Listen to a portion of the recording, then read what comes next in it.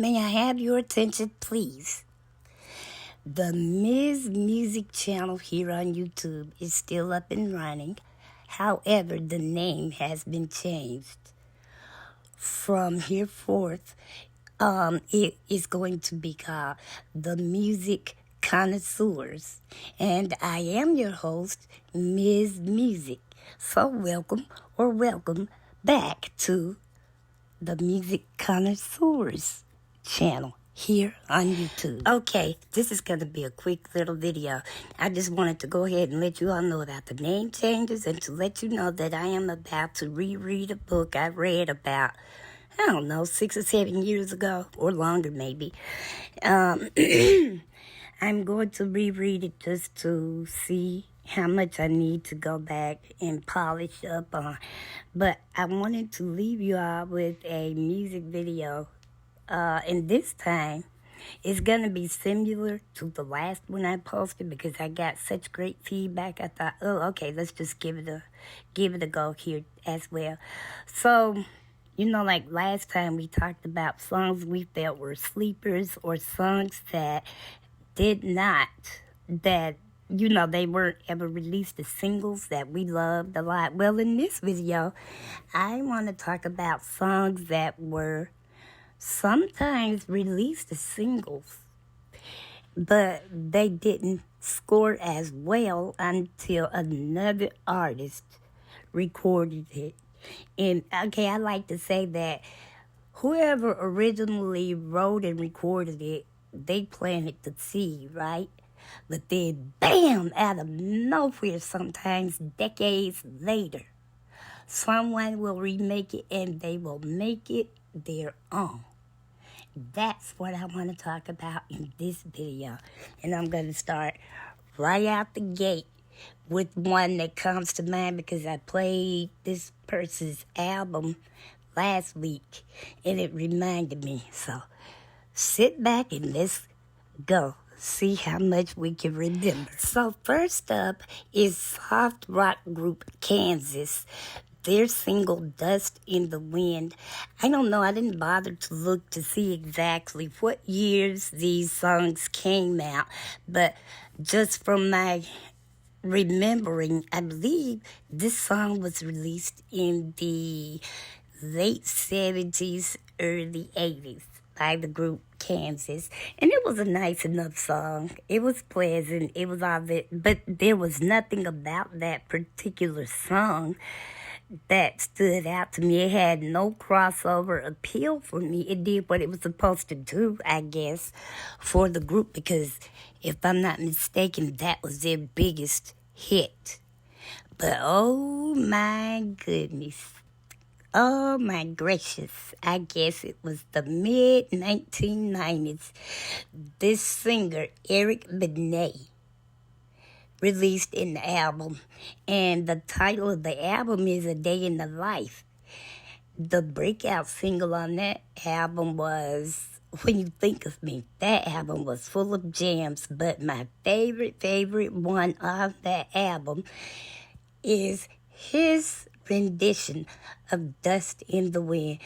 There is absolutely, positively nothing, and I do mean nothing, about his version that would make you remember Kansas. If I wasn't familiar with these songs, a lot of people probably, I'm not saying I'm some sort of rocket scientist or whatever. I just have a very diverse music palette. And if you only stayed in your lane, or if you didn't like different genres of music, you never would have known, I promise you. As soft rock and popish as Kansas' version of Dust in the Wind, Eric Benet's is just that more R&B and soulful. Great song. I don't think it was ever released as a single, but it should have been, in my opinion. This next one comes as no surprise to most people, because I think most people know that Prince was the one who wrote, recorded, and performed the song Nothing Compares to You.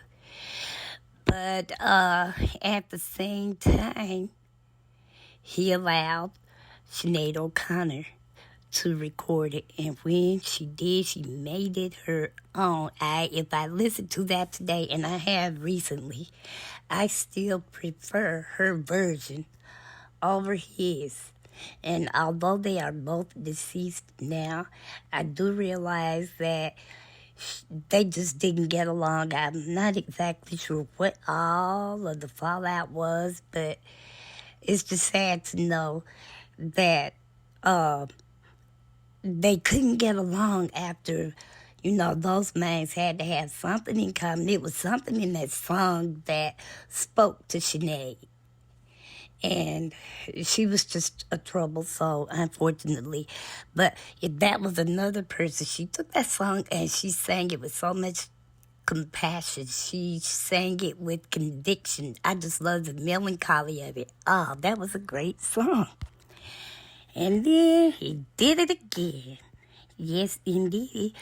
Prince wrote and released a song called How Come You Don't Call Me Anymore? And I love his version. I really do. But Miss Stephanie Mills really brought that song home to me. Now, he released it.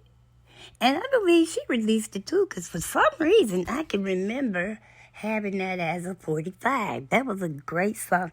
I don't know. She just brought a body of soulfulness to it. And, okay, when Prince sings it and performs it, what stands out to me is the piano, the bluesy, the soulfulness, the R&B-ness of it all. But his voice, okay, that's probably the last thing. But that doggone Stephanie Mills, I'm telling you, it's like that man said on Law and Order one time. Prince gave Stephanie the bologna and she made the sandwich.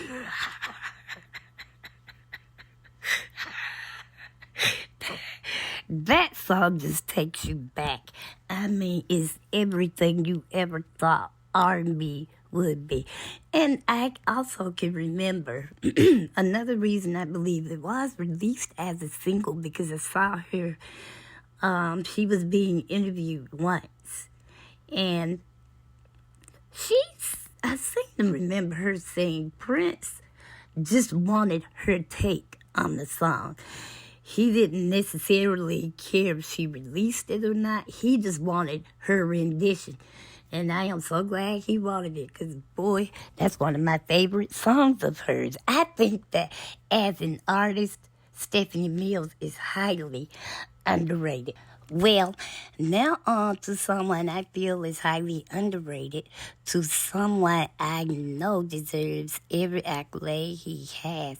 In fact, a lot of people may feel he is overrated, but miss me with all of that. And I'm talking about none other than who? Mr. Stevie Wonder. He's featured twice in this video, like Prince was with Sinead and Stephanie. I have Stevie here the first time with a song that he wrote and recorded. But he gave it to Aretha, and Aretha Franklin took that song and made it her own. And when I posted my video for Aretha Franklin, I can't remember, but most of the views on that video was for the song Until You Come Back to Me. I knew I always liked that song, but it was not something that I heard play in at school or at home or nothing. So I thought I was just the only person that was familiar with the song and liked it. I think a lot of people heard it, but they didn't care. They just didn't take it one way or the other. But yes, I loved her rendition of Until You Come Home for Me. Until You Come Home to Me, rather. That's what I'm going to do. I love her version. She took it and she made it her own. And she was known for doing that. She did it to Stevie.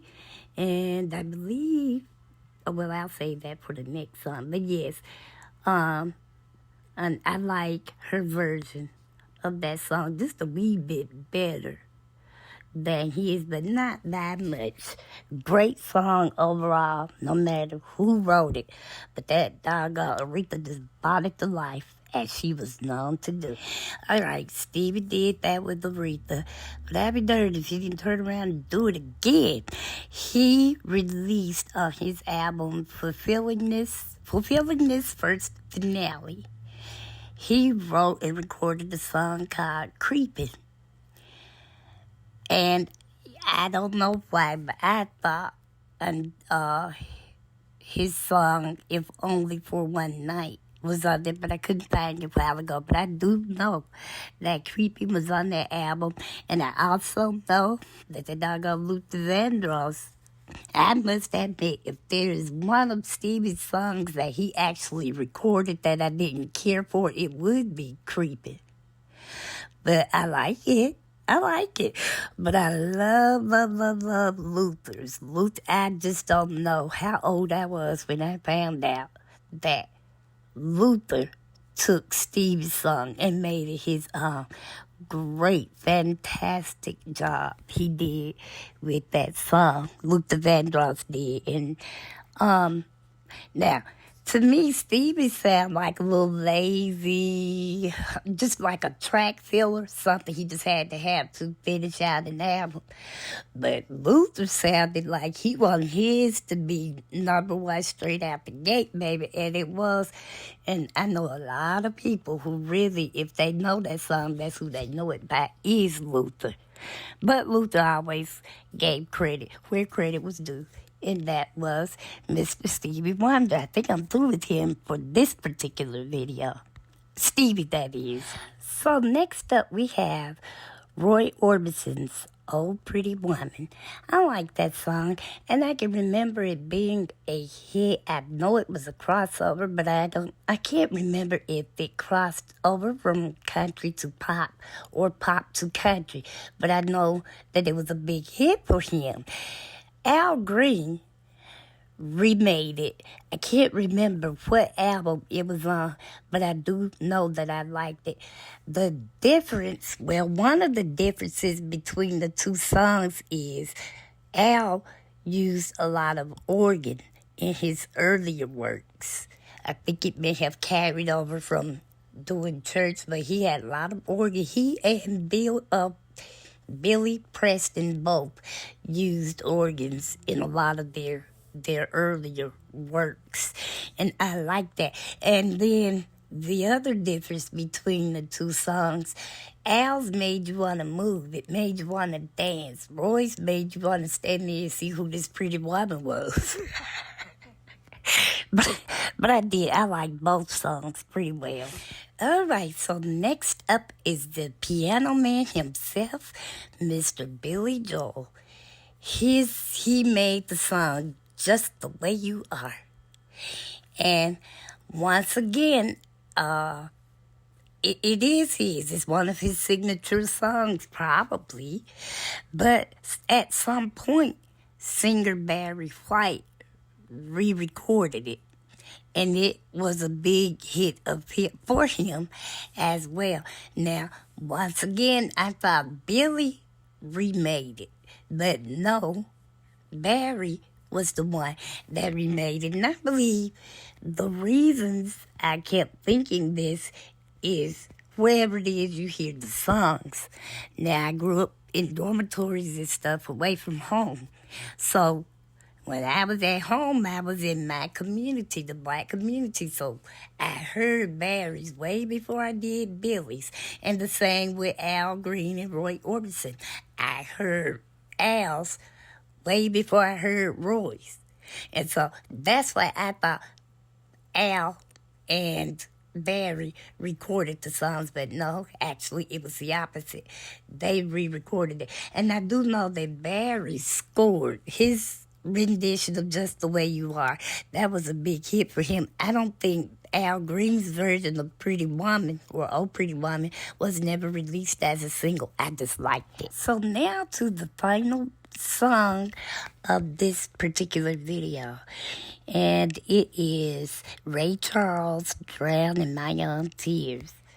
Now, I think I said how I felt about Ray Charles' singing in my last video. I said I did not care for it, but I have to give credit where credit is due. His arrangement, well, I just love his piano on that song. But for me, Johnny Taylor was the one that brought that song all the way in for me. Johnny, he just sounded, his version had more of a modern feel. I love the piano in Ray's, and I love Johnny's voice and the piano and the horns in his rendition, of Drowning My Own Tears. So, I must admit, I give Ray credit for being the one. And I don't even know if Ray wrote that. I hadn't even bothered to see. But I can say this much, and it's true for me, which is, I heard Ray's way before I did Johnny's. But I just like Johnny's better. I like his phrasing. I like the tone of his voice. I love the piano. That stands out on both versions to me, but Johnny's more so. And then I like Johnny's horns. I just like that arrangement of the song. And I had no idea so many other people have recorded this one song. I haven't bothered to go listen to any of them, though, but I did see where Aretha Franklin has a rendition, so did Etta James. But my weekend is going to be spent listening to Eric Clapton's album, and I'm going to revisit some more of Tyrone Davis. I think that was who I said I was going to go back and listen to.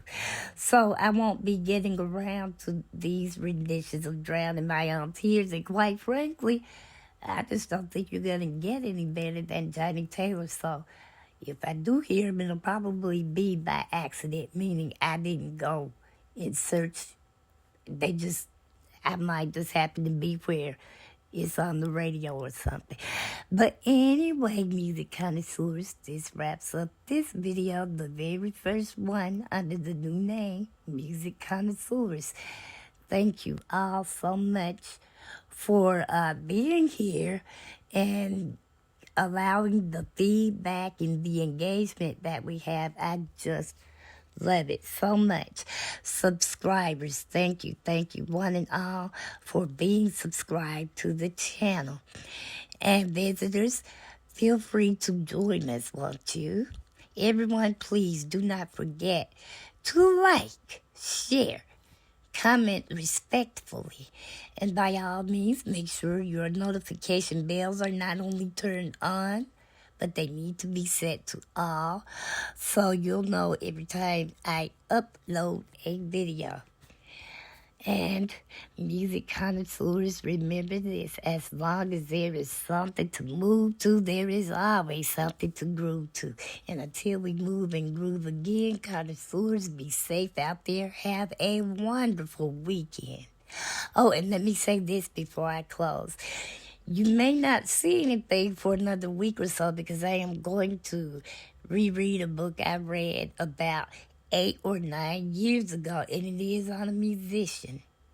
I am rereading it because I think his story should be given more than I got. I just put it this way: I never, ever, ever would have known this had I not read the book. So I just wanted to give my take on the book. So if you don't see me, just know it's because I'm compiling notes for a full video. It'll be a single video. It won't be one of these where I talk a little bit about other people.